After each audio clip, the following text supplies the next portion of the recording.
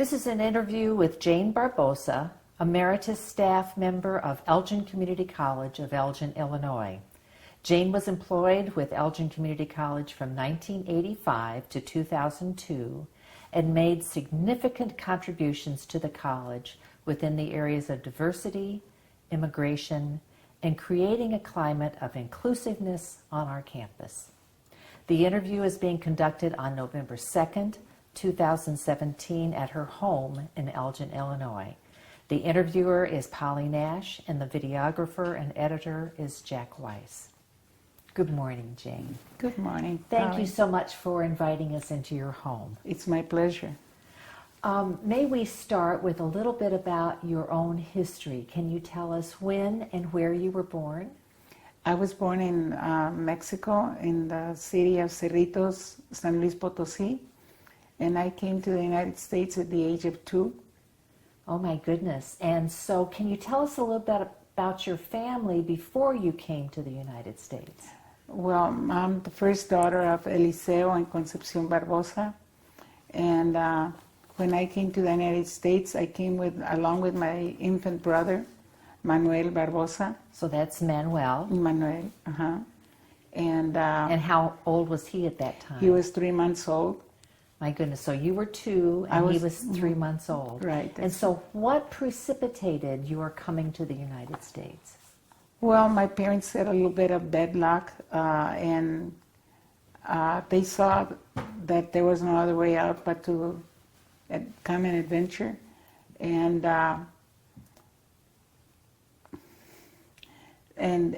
so they decided to come across, and so you crossed the Rio Grande? We crossed the Rio Grande. My father, my mother, and my grandmother came along with her four boys.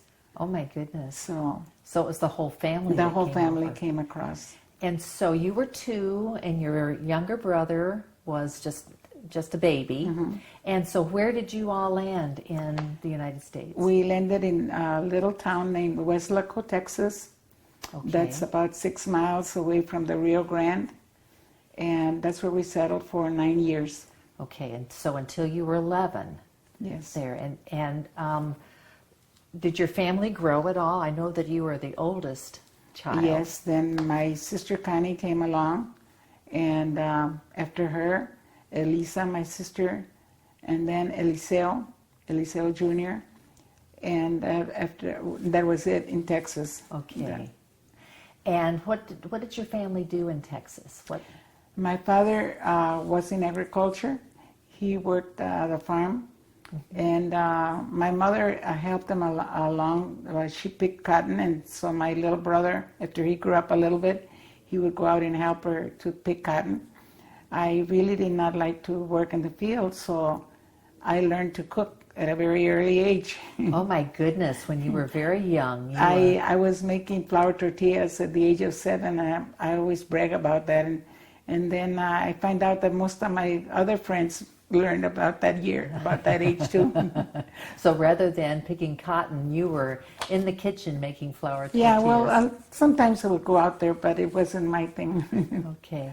And then when you were 11, your family moved north. Yes, we came to Nebraska and worked the fields there, and there, and then I had to work on the field. We worked the beet fields, and my brother and I would go with my father and my mother and work. My sister Connie was a little older, and so she would take care of the little ones, the 2 little ones at that time. And then from there, we came up here when the season was over. We came to Oswego, Illinois, and to work the tomato fields. And along with that was cucumbers and that. But it was an interesting life. And so at a very young age, you and your siblings were working the fields. Yes, but you know what? My father, unlike most people in that era and from that area, he did not want us to miss school, so we never missed school because of that. he was very interested in having us attend school, and of all things, it was just not any school. He had to send us to Catholic school, private school, and so we were pretty lucky in that aspect. So your family was very, so education was important Yes, to your it was. family. Mhm. That's great. And so you moved to Oswego, and then what happened? And then, well, my mother was pregnant then with my sister Lupe, and so my father decided that he did not want to continue in the migrant stream, that wasn't the life that he had in mind for us. So he came to, a friend of his told him to come to Elgin in the area of Algonquin. They were hiring. And so he went and applied at Material Service. So that was a big gravel company. And so he got a job there. And then he moved us all to Elgin. From Oswego To Elgin. to Elgin. And so you then made your home in Elgin. Yes. And your daddy then worked in Algonquin. My dad worked in Algonquin, and for me it was so hard because I did not like the snow and I did not like the winter, and it was October when we came, and right away my mother went to get us enrolled in school. She did not want us to miss school, and so she followed a bell that was ringing somewhere, and she thought, well, that's going to be a church somewhere. And yes, it was St. Joseph's Church. And she went over there and knocked at the door, and my little brother was with her. And she said, I would like to enroll my children in school. Do you have a school here? And the Monsignor, that was Monsignor Schreier at the time, he said, yes, of course, you can enroll them here. And that's the story of... And that's how you... Yeah. And so how old were you then?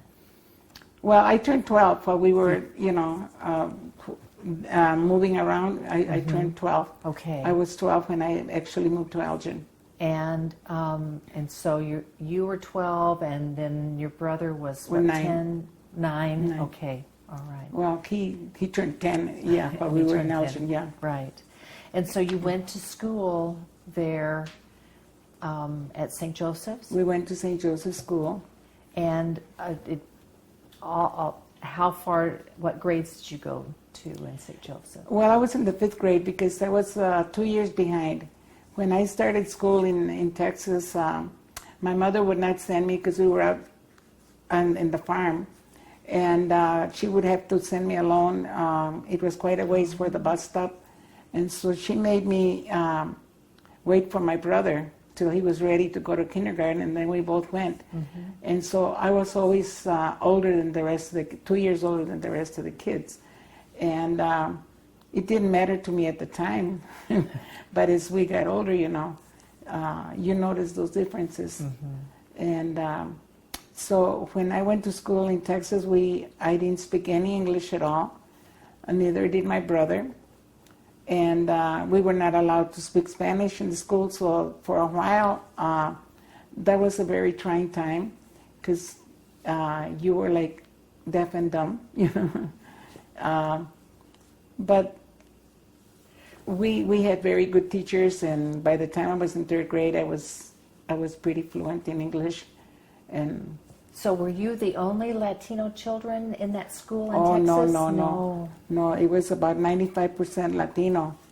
But the natives there, they spoke English already, but the newcomers or the migrant children did not speak the language. And so we were not the only ones that had problems with that. So we're using the phrase migrant children, but you used a different, you were one of our first dreamers, weren't you? Yes. Of course, we didn't know that back then. Right. But yes, maybe that's why we grew up being very concerned about people and the language, and about people being newcomers. And so my brother and my sisters too, we've always been very involved in the help of others. Yes. Has sort of charted many of your interests. Yes, Your definitely. early beginnings. So you completed high school here in this area, and then what did you do after high school? Well, I went to St. Edward's, and then when I graduated, I went to work for Dr. Lopez in Elk Grove. And there, I was helping him out, and he realized that I should apply for a scholarship to go to nursing school, and I was awarded the scholarship. But at that time, I was already engaged to be married. Believe it or not, in those years, things happened like that. And my husband to be was in the Air Force, and I was very eager to go and get married and be with him. So St. Anne's in Rockford did not admit married women to go to school there. So I had to give up my scholarship. And boy, things have changed, haven't yes. they? Thank God. And so you worked for the doctor for a while, and then what did you do? And then then I got married, and then when I came back home, I went to work for the Illinois Migrant Council. And what did you do with the Illinois Migrant Council? Well, first I started out in their office, and then the director, I went to apply because they were hiring teacher aides, and he said I would have to go through a program and that I would have to be a migrant worker. They only hired migrant workers, and I remember that at that time I says, well, what do you want? Is it somebody to be educated or a migrant worker? I mean, people don't go to school during farm work. And so I don't know if that impressed him or what. He said, well, we'll send you to be to get a training in ESL. And ESL was such a new concept at that time. And so I was trained, and I came to work at Dundee Crown. They had the migrants that worked in the Cess Farms and the Dundee area and the Huntley area, and they came to the school there. And I kept working during the day. I was working in their office, and then at night I was doing ESL teaching. And then after a while, I got promoted to be a field worker. That meant training people for employment to get them out of the migrant stream, and immigration work. I did some immigration work for them, and then also housing. So it was a very, very well-rounded training, and I learned a lot from them. That was quite an experience. And through them, I became a part of the National Council La Raza, and then I went to work for Centro. And so you how long did you work for the Illinois Migrant Council? Almost 4 years. Almost 4 years. That That was a lot of things that you were doing packed Yes. into that short period of time. I was very fortunate, and I got to meet, at that time there was the Office of Economic Opportunity, and Jerry Jimenez was a big honcho there. And so he came down to Illinois, and I got to meet him, and he got me very involved in the housing programs. And so I learned a lot because I was very interested in that, and I wanted to learn, and I wanted to help people. And one of the things I did was, first of all, was employment, to get them employment, and then find them housing. Right. And so it was very important that it was not a 9-to-5 job. It was around the clock, whenever you needed. 24/7. Yeah, whenever you were needed. And so then after I had my son, and he was little, so then I decided that I needed to stick around to Elgin, in Elgin. And So with the Illinois Migrant Council, you were doing a lot of traveling, going Yes, up yes. to Carpentersville or other places too. to Chicago Heights, Oh my goodness. Chicago Heights and Round Lake and Mandalay, all over the place. And so I needed some stability. Right. And so then the opportunity arose at Centro. Well, then I went to work for Chicago Rawhide. Oh, And I did some work there for the engineers. okay. And I actually worked 12 years for them. And then I returned to Centro. And then you went to Centro. And then I went to Centro. And so what did you do at Centro? I did employment counseling and a little bit of immigration and some ESL. You had a lot of opportunities there to work with people, didn't you? And I loved it. And so at some point, opportunities arose at Elgin. At Elgin Community College. Can you talk about that? Yes, well, so I don't even remember how I met her. This lady, she told me that a position was going to be open, and but it wasn't her position. It was a position in the adult basic ed program, and so I went and I applied, and you know, some of my friends at Central said, "Oh, why are you going?" And I said, "Well, I need insurance and I need to find other horizons." So when I went, I was very fortunate that I was interviewed by Dr. Wise and Pat Milgram and Fred Allen. And I don't know, they saw something in me, I guess, and they gave me the opportunity, and that's how I got my foot in the door. And of course there I also worked with, well, I was hired to work in the office, but I had a lot of contact with people that came to learn. And so I had, with the little background that I had, I understood what it meant to them to learn. So you were able to then put all the skills that you had learned from the Illinois Migrant Council, from Centro, from all of that, and brought all of that to ECC and the Adult Basic Education Department. And when was that? That was in 1985. 1985. October 1st of 1985, October I started 1st. to work for the college. Excellent. And so you helped with registration, and what else did you do? Testing and registration, and then we kept some of the data for the state. Because that was a grant-supported program, wasn't it? And then in 1986, there came about an Immigration Reform and Control Act. Can you talk about what happened with that? Well, Dr. Weiss applied for the grant to become a QDE, a qualified designated entity. So where people would go and apply, and he was awarded the position. The college was awarded the position, and so I was very surprised when he asked me to go ahead and run with the ball. You might as well say. We set it up, and we did the full application process there. They went for their pictures, their fingerprinting, and their intake. Wasn't this very unusual for a community college to be granted such? Yes, we were only one of two at the time that applied for the grant, and well, if you ask me, there's one thing that I was most proud of,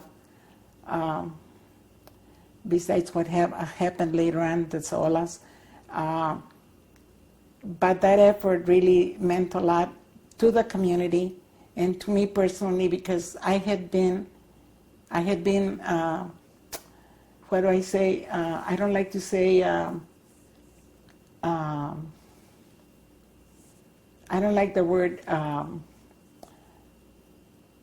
what do I want to say? Illegal. Illegal. Right. I don't like to use the word illegal. Right, exactly. And I don't like to, I don't like to see people like that, because I think that in my case, in my family, I know that they came with a hard back, willing to work and to prove themselves. And so it was very rewarding. It was very rewarding to see the people come in all dejected and then after the process was over, see how happy they were and that their lives had been affected for whatever time. So if someone was undocumented in 1986, then they were able to come to you all to get everything they needed to Yes. get done through that program to become documented. It wasn't easy. It wasn't easy because they had to prove that they had been here since 1984 Okay. and not left the country and had been employed they had to justify every day of their lives, and it was so hard because you had to turn some people away. You had to tell them that they didn't qualify, and I did not want to risk sending them over there and then putting them in jeopardy. So when we sent them over there, it was a pretty sure case that they were going to make it. We only had, out of the 1,200 people, we only had 4 cases that were rejected, and we won 2.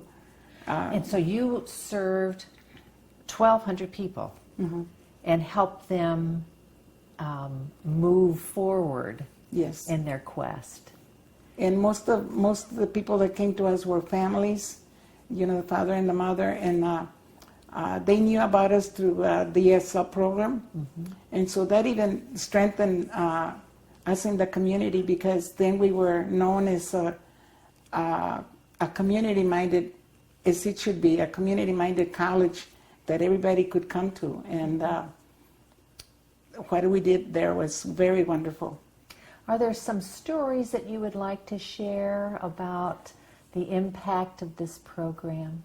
Well, I think the one that impacted me the most was the 90-year-old lady that applied for citizenship, and when she came to us, she applied, and she made it very easily because, first of all, she didn't work anymore. She didn't have to work, and so she didn't have to prove anything, but still, it impressed me that at that age she would be concerned with being documented, and that even the TV cameras came out to Elgin to film her, and that was very good. And then, some of the kids that we had later on in the college were descendants of these people that applied, so. That's right. What an impact, and it ripples out. Yes. Absolutely. And there was an impact of the program on the college, too. Can you speak about that? Well, I didn't realize it until afterwards, after I moved on. When I moved on, I saw the people that it had impacted. People were able to buy homes. They were able to apply for better paying jobs. And by that, even the community benefited, because they became taxpayers with all their purchases and everything. So there was a big impact on the community. Thank you. After your work with that Immigration Reform and Control Act, or we often called it the amnesty program at that time, you moved to a different area of the college. I moved on to, I applied for the Office of Multicultural Affairs, or Minority Affairs, as it was called in the beginning. And I was awarded the position. And tell me about that position and what that office was intended to do. It was mainly to go out and recruit for the college. And that was to be done by creating activities, and to go out in the community and create activities in the community. And it was very challenging. And then I found out that I had to do some testing again. I was involved in the testing, and I learned as I went along. And Judy was very patient with me. Judy Job was my boss at the time, and I worked directly under her. And so,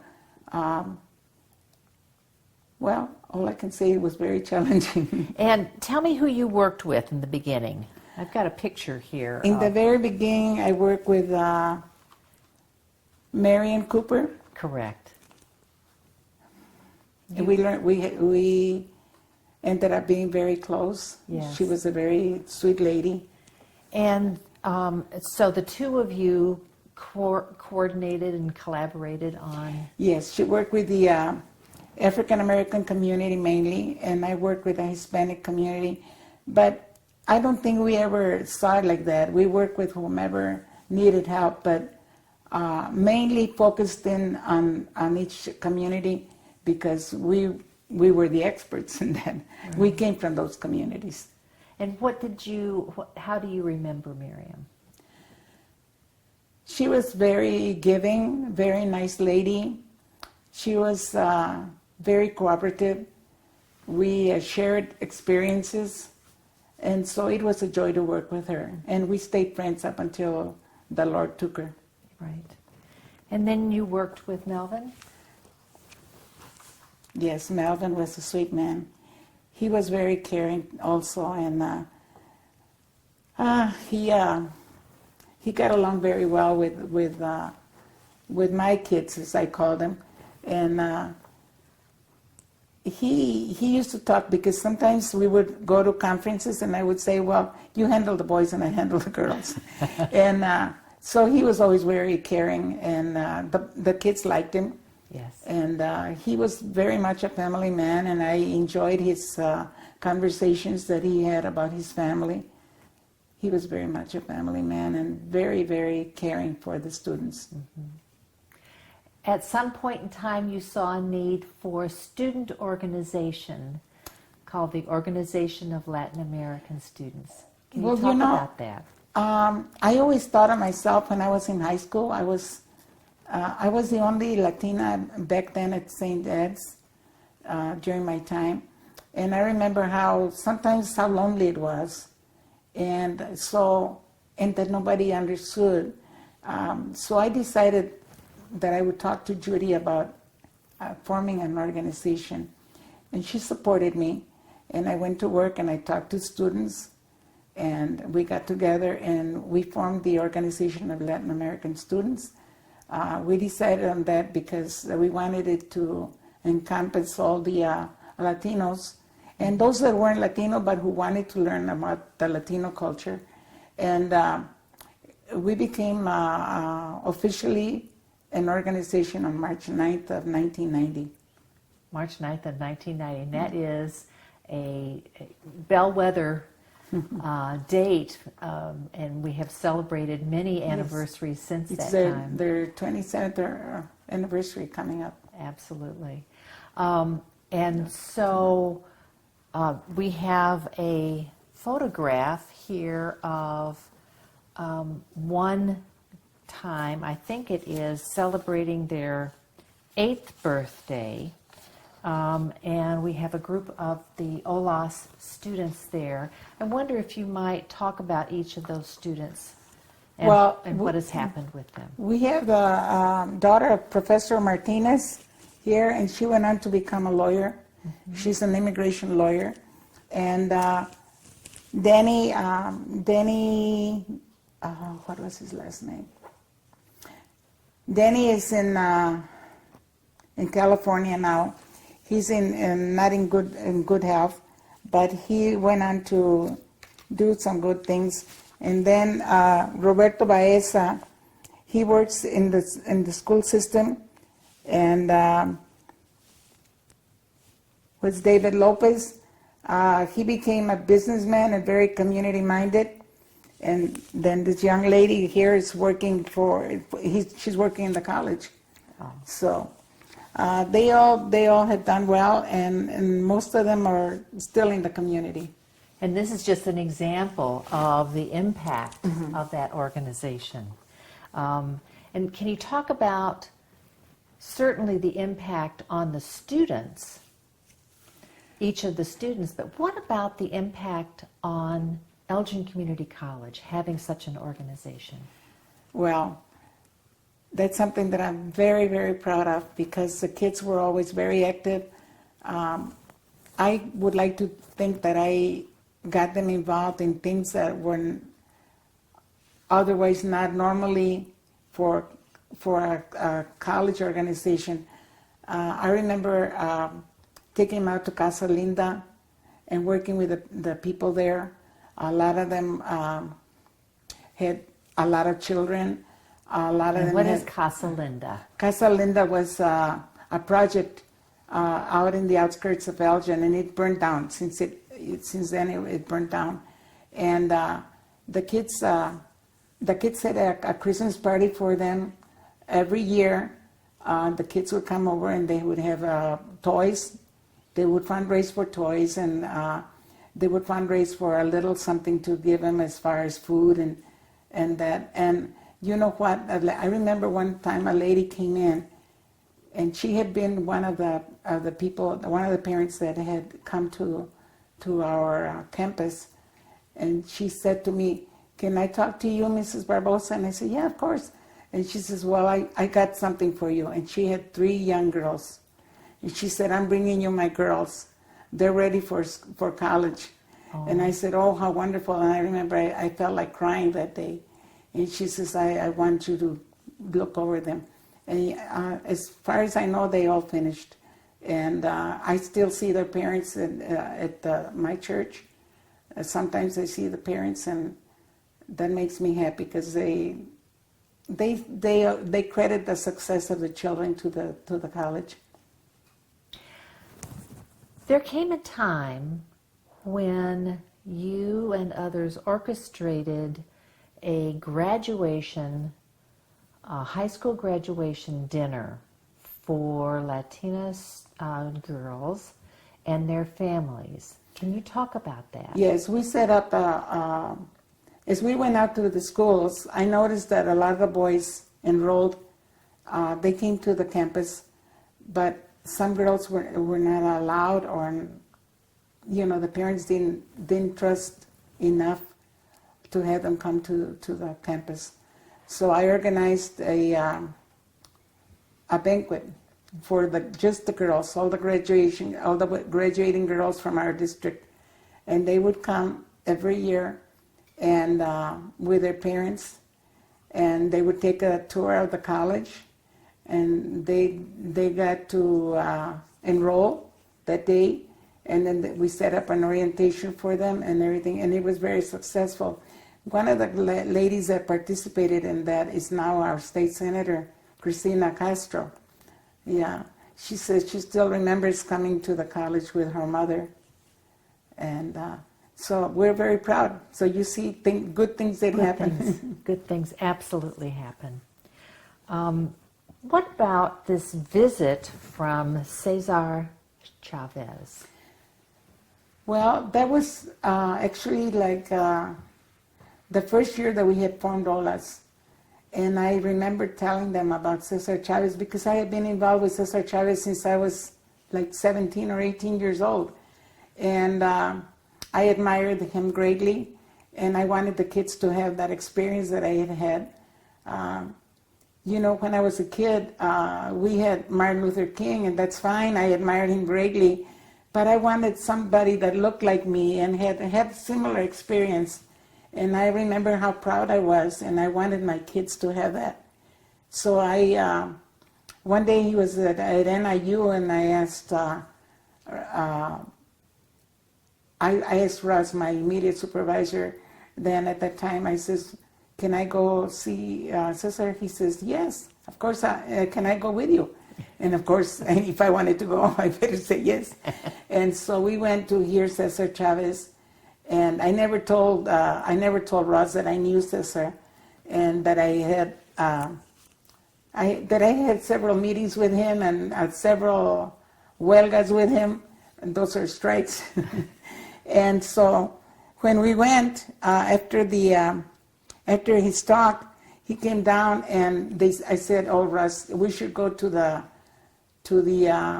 reception." He says, "But we're not invited." I said, "Come on, let's go." And when I walked in, Cesar recognized me right away, and we talked, and I invited him to the college.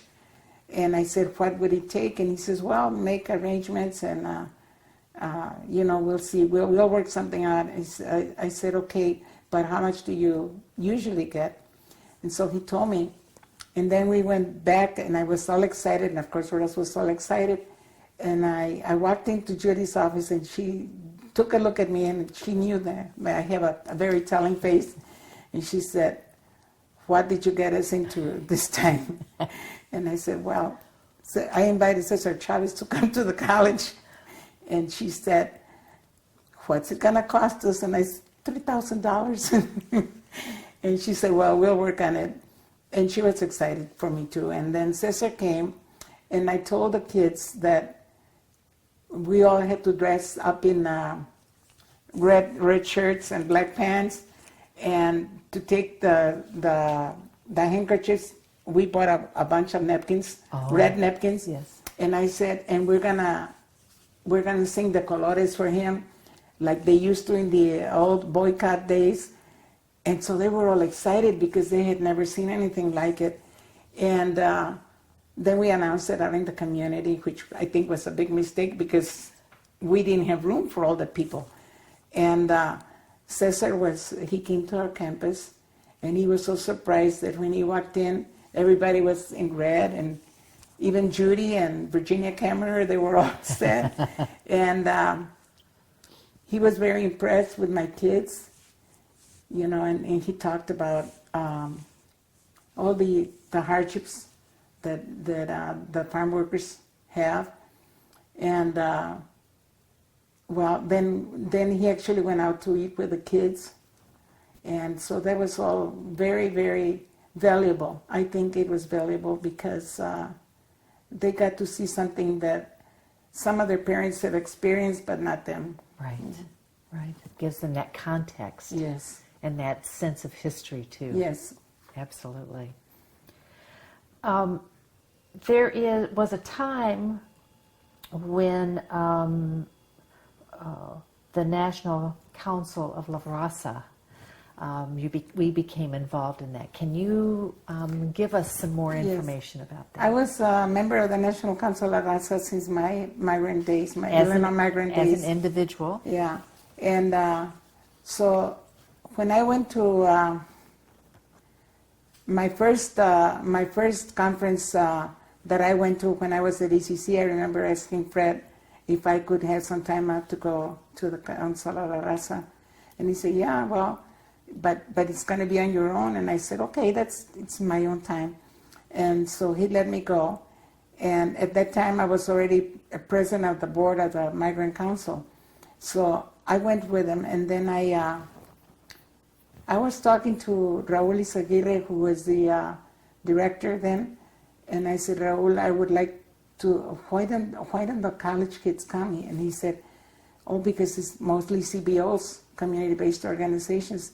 And I said, oh, but I think we're missing a lot by not having the school kids and the college kids.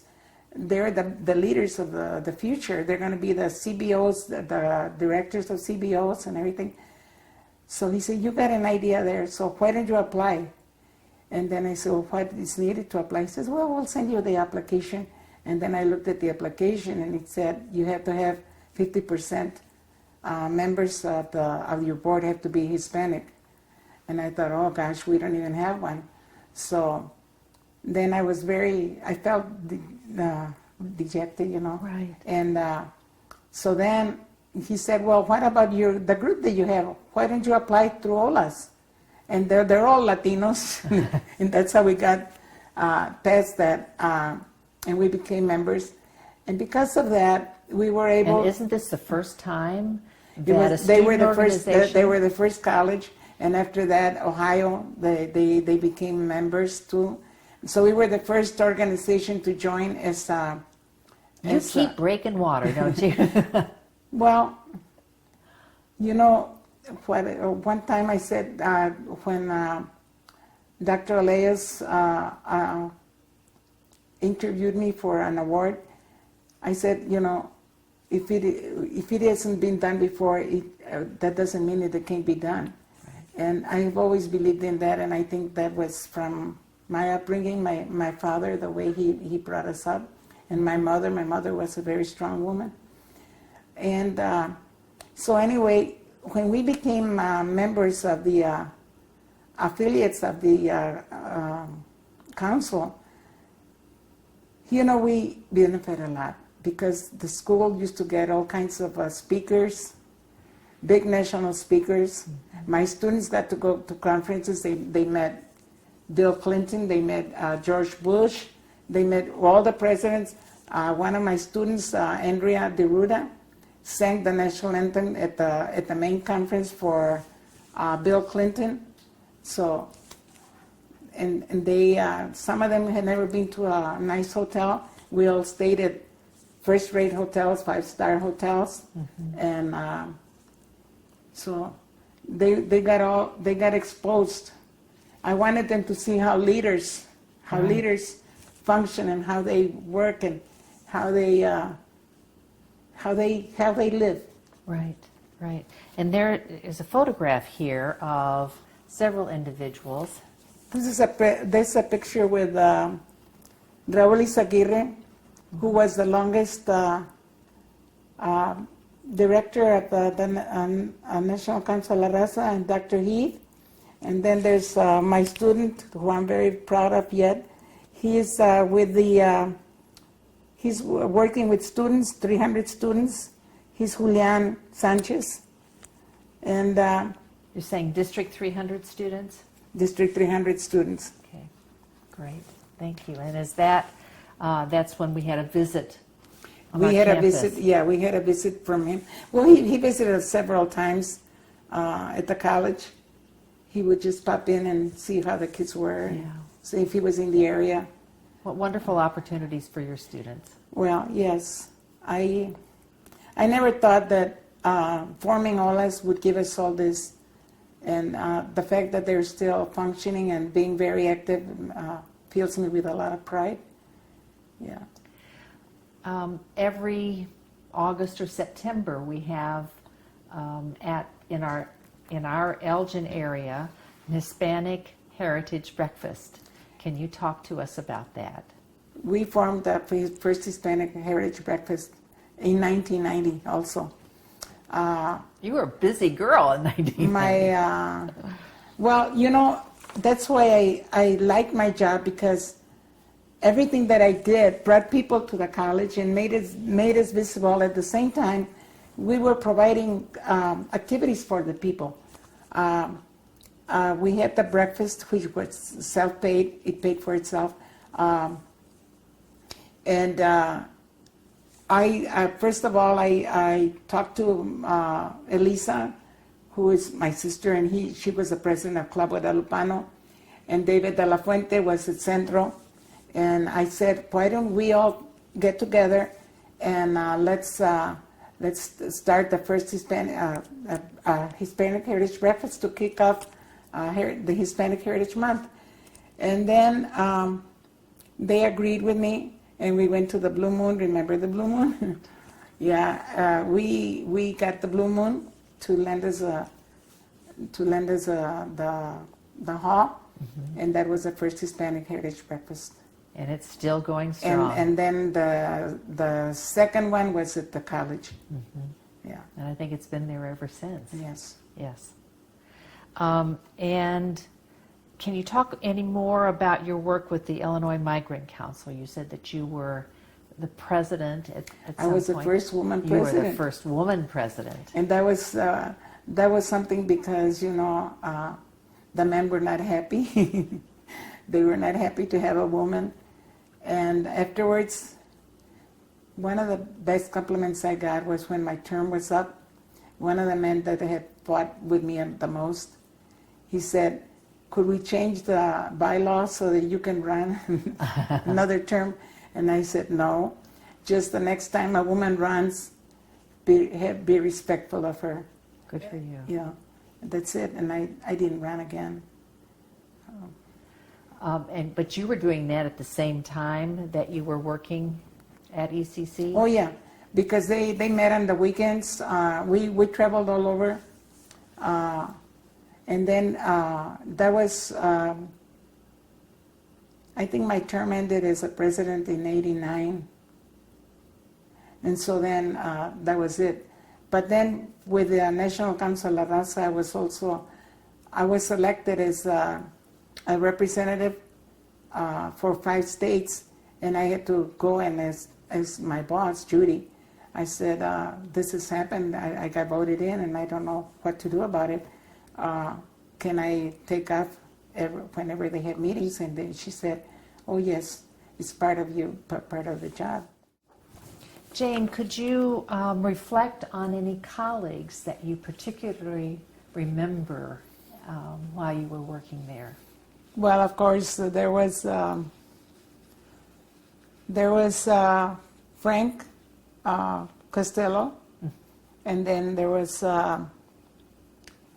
Paul Dawson. That he sometimes I would be not so nice when I would defend the kids. You know, they would come in off the bus to visit the college, and they would all have mud and stuff. And one day, Dr. Flores said to me, Jane, you must be real careful because they're complaining about the kids being real muddy and everything. And I said, well, what do you expect? It's raining. And I said, that's called job security. And again, I got in trouble. But I, for the most part, I enjoyed the people. Carol Ackerman was also very, very supportive of me, and so was Shenholzer, Charles Shenholzer, in the very beginning. We had our disagreements because he did not want to post over in the ESL over in our area because he said, well, if they can't speak English, how can we get them jobs? So. And I had a problem with that. I had an issue with that. But he understood, and that's why I admire him and I respect him for that. And Virginia Kemmerer, she was always very friendly and smiley. And she would say to me, if you get tired, just close the door and raise your feet out there. And I always chuckled at that because I know she didn't mean it, but she told me that all the time. And Judy, of course, was very, very supportive. And I would be unfair not to really include the people that got me in the door, like Jack Wise, Dr. Jack Wise, and Mildred, and Fred. I used to hear from Fred often, but I haven't in a while. Mm-hmm. And there's so many people. For the most part, it was a very rewarding time. It was a very learning time. And one of the things that I appreciate was that nobody belittled me because of them having a higher education. I remember one time Judy mentioned it to one of the staff members there. She said, Jane always writes fluent letters for me. She says, and shouldn't I have hired her? Meaning to say because, the lack of credentials.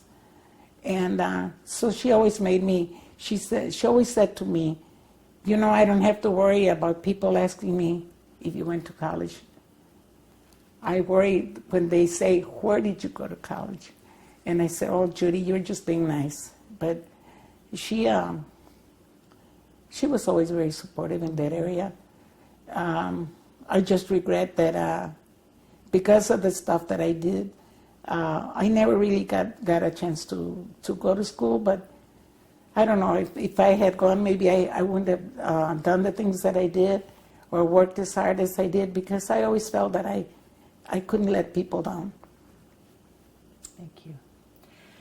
At around 2002, you decided to retire. Can you talk to us about your decision? Well, my daughter said that she wanted me to retire. I have been blessed with my daughter, and my 2 kids are really very good to me. But my daughter said to me that she was getting married. Yeah, Melissa. Mm-hmm. My daughter Melissa. And she said, Mom, when are you going to take the time out to plan my wedding? And I said, well, I was planning to tell Ross that I'm going to need a month off.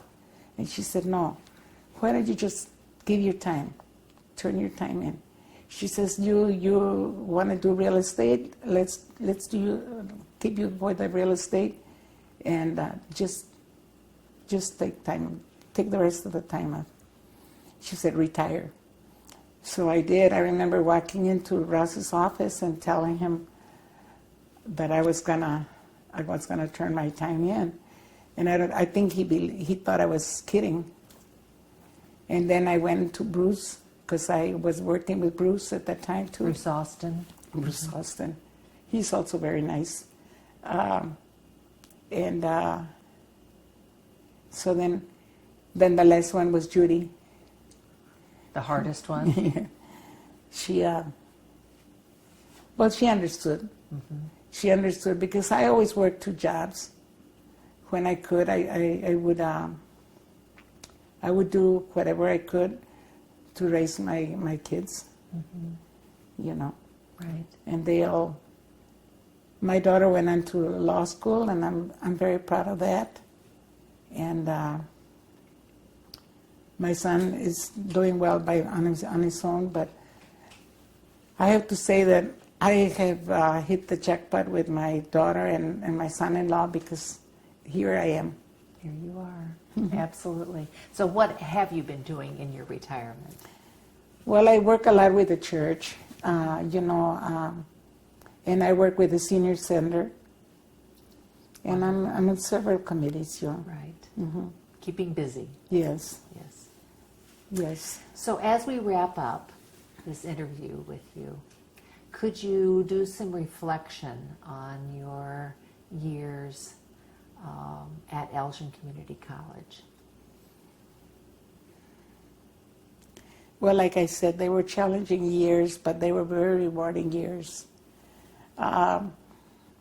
Whenever they say, oh, we're going to have the Hispanic Heritage Breakfast, I remember that it was just a little thought in my mind. I never thought that it would continue. Or whenever